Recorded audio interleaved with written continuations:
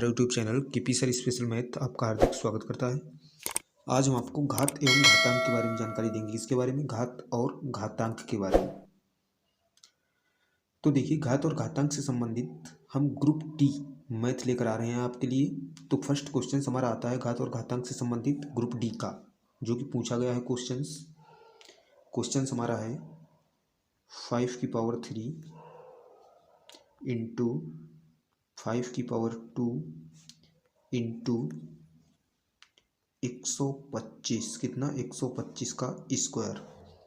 इसका मान आपको ज्ञात करना है। क्या करना है? इसका मान आपको ज्ञात करना है। तो कैसे निकालेंगे मान बताइए, कमेंट कीजिए आंसर कितना आएगा। देखिए, इसको हम कैसे हल करते हैं। जब हम चैप्टर पढ़ रहे हैं घातांक, तो हम घात का ही नियम कुछ लगाएंगे इसमें, ठीक है।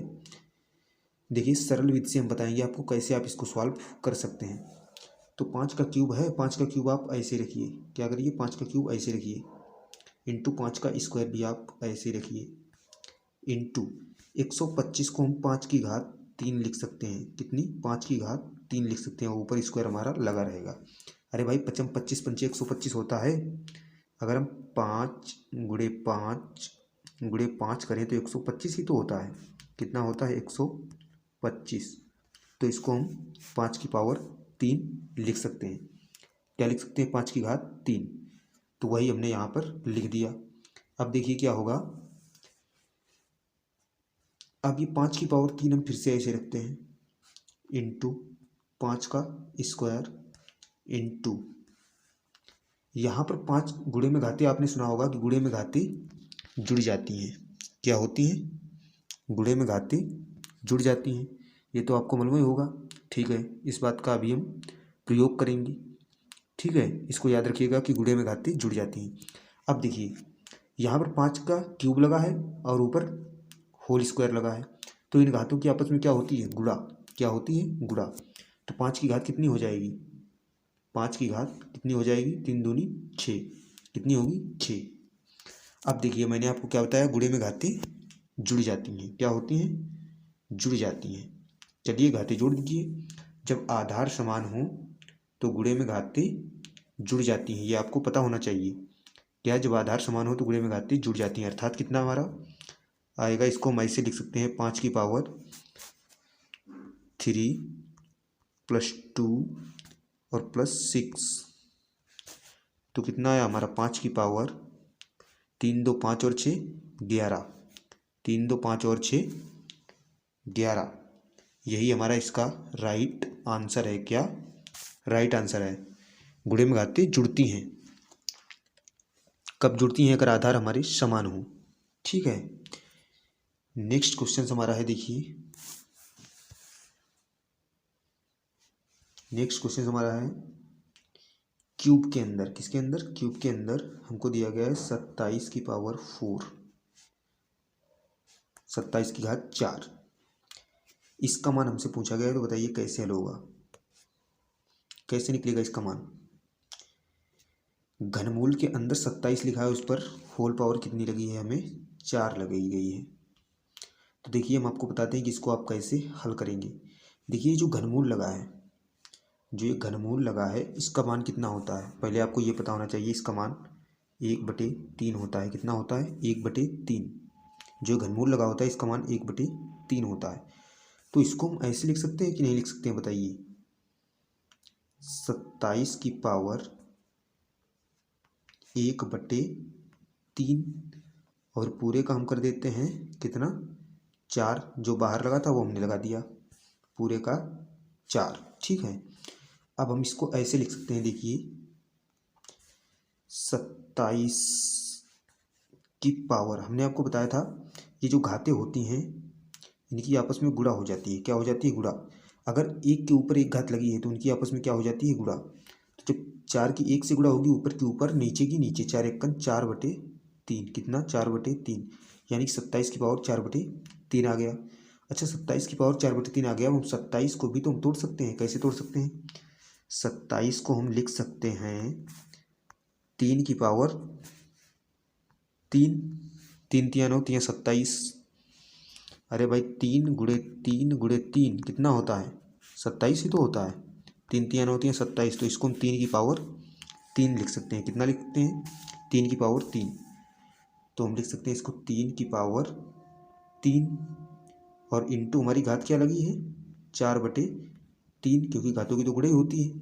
3 से 3 हमारा कैंसिल होगा कि नहीं होगा? देखिए 3 से 3 कैंसिल होगा, तो हमारे पास बची क्या पावर 3 की घात 4। कितनी बची? 3 की घात 4। अरे भाई कितना बचा? 3 की पावर 4। अब इसकी आप क्या कर लीजिए गुणा। देखिए 3 तियाँ 9 तियाँ 27 तियाँ 81, यानी कि 3 की पावर 4 का मान कितना होता है? 3 की पावर 4 का मान होता है हमारा 81। कितना होता है? 81। यही इसका हमारा राइट आंसर है। क्या है? राइट आंसर है। नेक्स्ट क्वेश्चन देखिए क्या है। नेक्स्ट क्वेश्चन हमारा है क्वेश्चन नंबर 3। देखिए बहुत अच्छा क्वेश्चन है। हमको दिया गया है 2 की पावर x-1, ये हमें 2 की घात में दिया गया है, और इसको इक्वल में क्या दिया गया है? 4।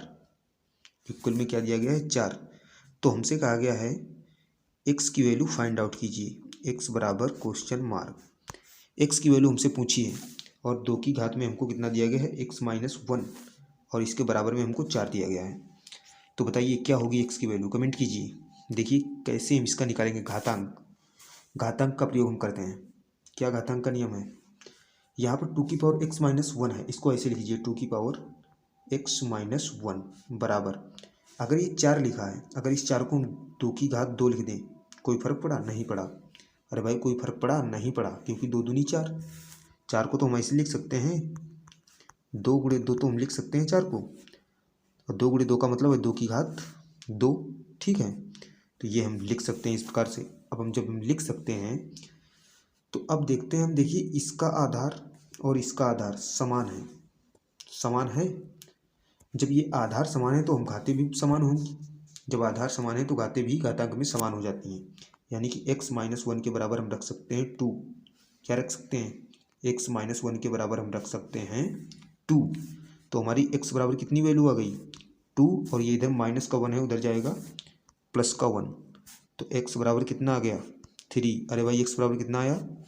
3। यही हमारा इसका x का मान हो गया। क्या हो गया? x का मान हो गया। क्या हो गया? x का मान हो गया।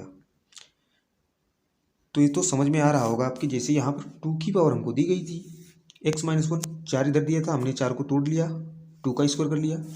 अब जब आधार समान है तो घातें भी समान होंगी, तो हमने घातों को बराबर कर दिया। क्या कर दिया? इक्वल कर दिया। x-1 के बराबर में हमने लिख दिया 2। तो यहाँ से x बराबर हमारी वैल्यू आ गई 3। कितनी आ गई? 3, क्योंकि माइनस का 1 था, इधर आकर जुड़ गया। इधर आकर क्या हो गया? जुड़ गया। ठीक है, तो नेक्स्ट क्वेश्चन हम आपको नेक्स्ट वीडियो में बताएंगे। हम आशा करते हैं आपके समझ में हमारे क्वेश्चंस आए होंगे। तो देखिए हमारा फर्स्ट क्वेश्चंस तो बहुत ही इजी था, और ये क्वेश्चंस ग्रुप डी परीक्षा में पूछा गया है। तीनों क्वेश्चंस जो हमने बताए आपको, ये तीनों क्वेश्चंस ग्रुप डी में पूछे गए। फर्स्ट क्वेश्चन हमारा ये था, देखिए। सेकंड क्वेश्चन हमारा ये था। ये तो क्वेश्चंस बहुत इंपॉर्टेंट है और सिंपल भी नहीं है, लेकिन हम आपको बता रहे हैं इतनी सरल तरीके से, इतनी सिंपल विधि से बताएंगे कि आपके समझ में आएंगे। घातांक के हैं तो घातांक का प्रयोग हम करते जाएंगे और सवाल हल होते जाएंगे। थर्ड क्वेश्चन हमारा ये रहा। 2 की पावर x-1 था, इसमें हमने क्या किया? आधार तो हमारे समान हो गए, क्योंकि हमने 2 की इधर 4 को हमने 2 की घात 2 में चेंज कर दिया। तो जब आधार समान है तो घातें भी समान हो जाएंगी घातांक नियम से। तो x-1 बराबर 2, और ये माइनस का 1 उधर जाएगा तो प्लस का हो जाएगा, इसलिए x बराबर 3। So guys thank you.